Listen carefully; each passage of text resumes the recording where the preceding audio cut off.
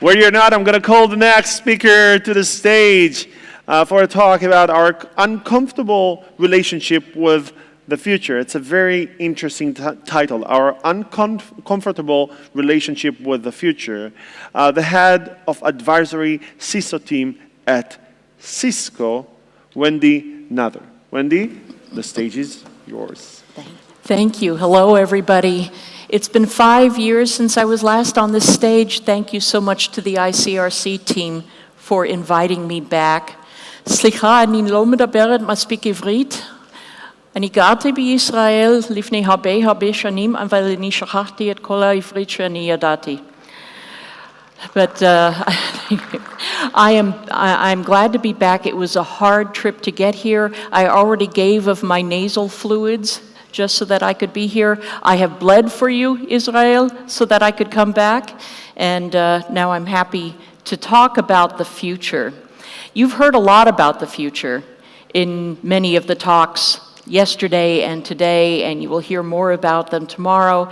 But many of them have been either one or the other. They've been, oh, the future is going to be awesome. We're going to have so many wonderful things, AI, ML, so many 3- and 4-letter acronyms, it'll be great.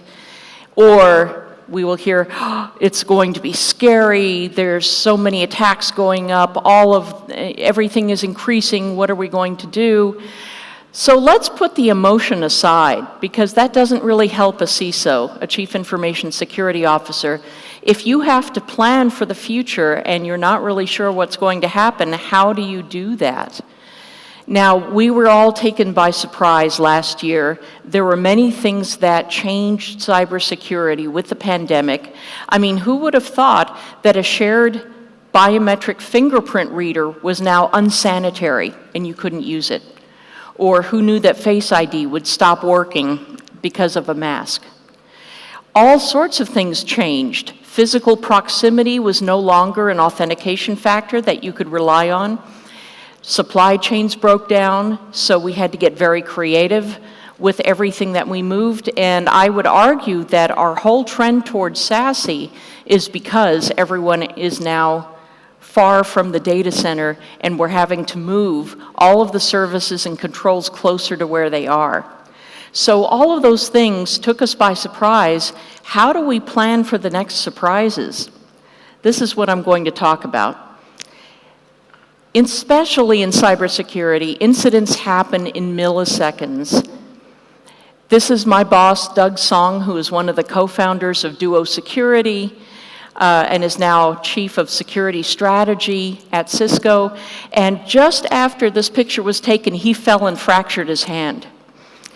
And so that happens in milliseconds. And then he got back up onto the skateboard, onto the fire hydrant, and he took another picture. So this is what we have to do all the time when we're dealing with cybersecurity. But innovation takes years. As the Prime Minister himself said, it doesn't happen on a schedule. I was standing in the queue with my colleague today waiting to go through security to go see him. And I said, well, if we're waiting, we might as well do some innovation. It's innovation time, let's do that. We know this doesn't work.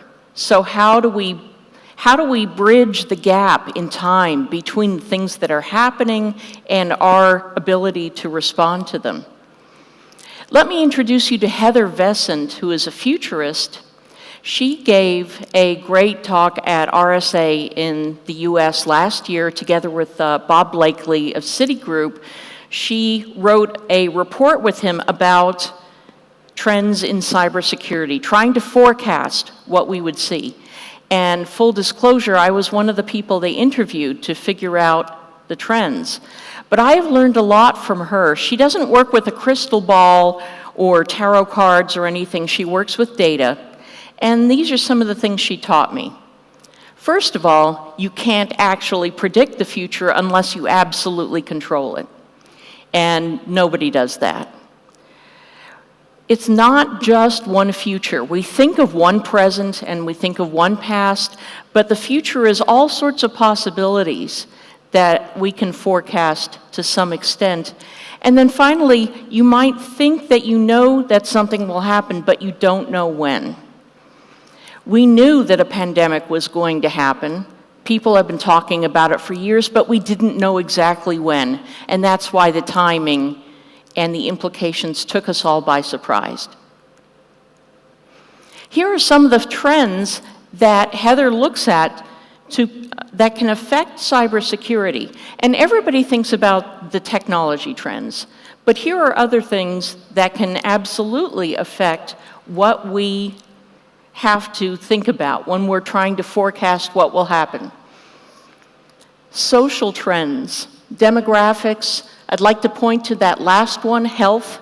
That's the one that overturned our world last year and is still overturning it in cybersecurity as well as everything else.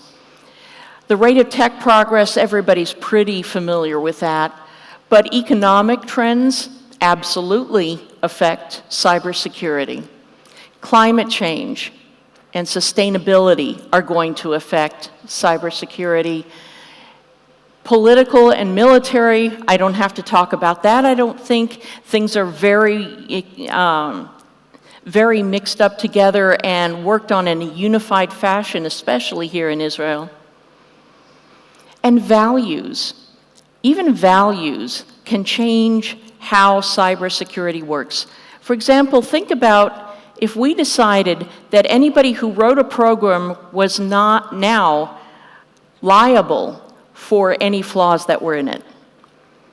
What if we changed all of our regulatory supervision based on that value? You write it, you're responsible for it.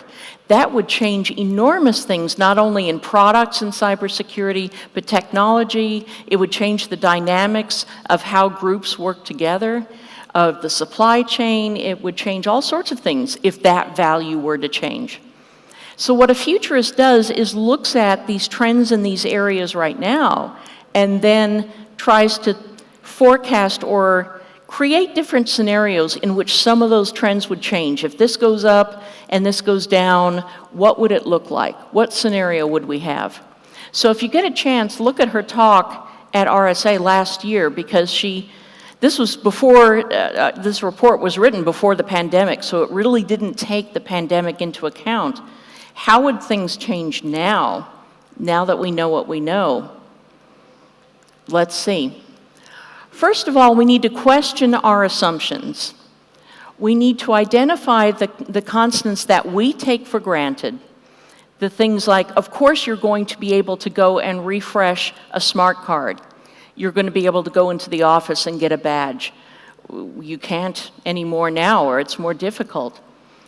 Reverse each constant to try to identify disruption, but don't try to predict what form the disruption will take.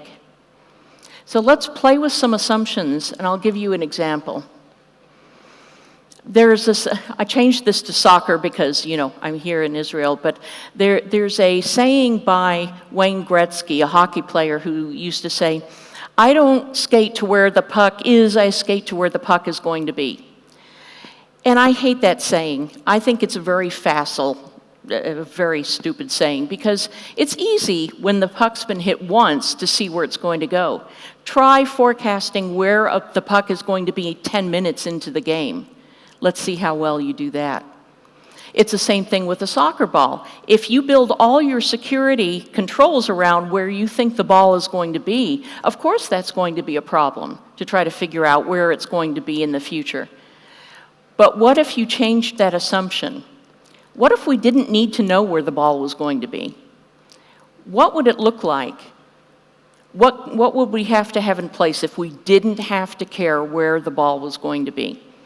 Now, we're used to soccer players being all over the field. Everybody has their position.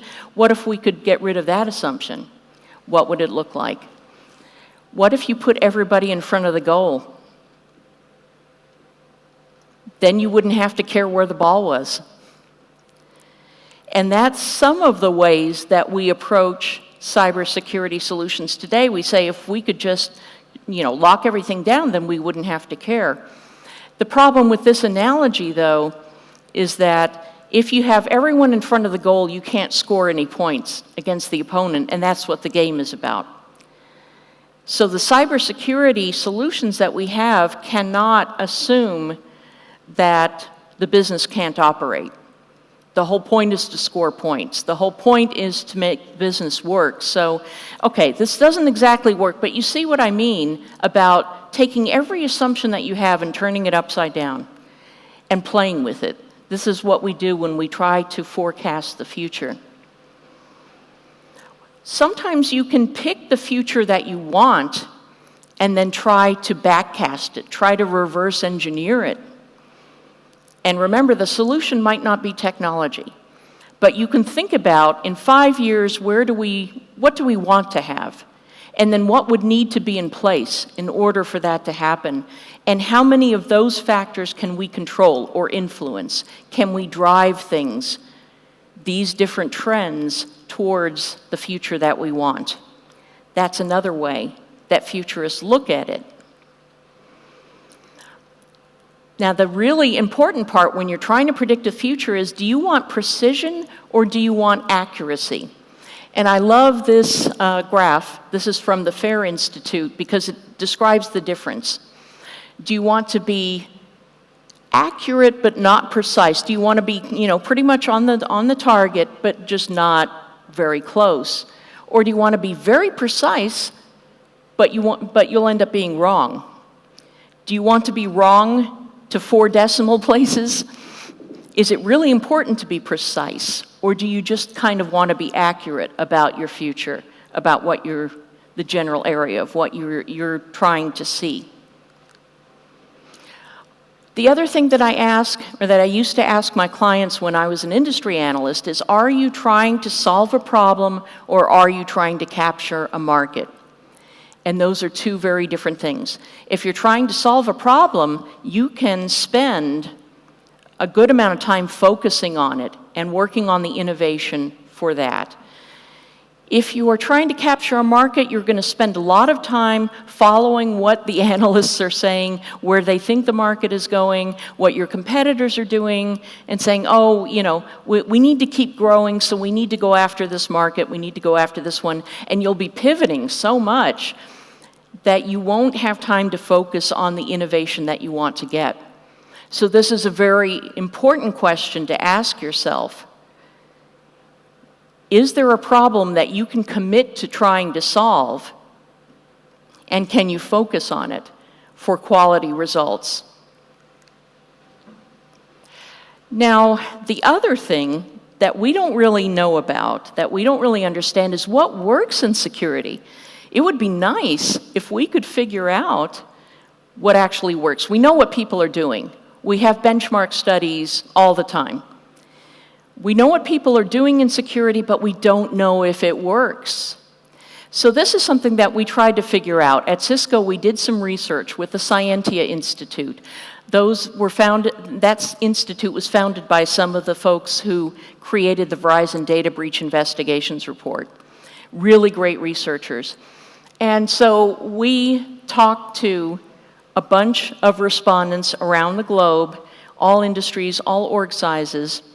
And what we asked them was, first of all, we tried to focus on security outcomes that they wanted from a program. And it's not just about not getting hacked. That's the one that we always think about. But CISOs think about things like keeping up with the business, getting buy-in from their peers, from their other departments, creating a security culture.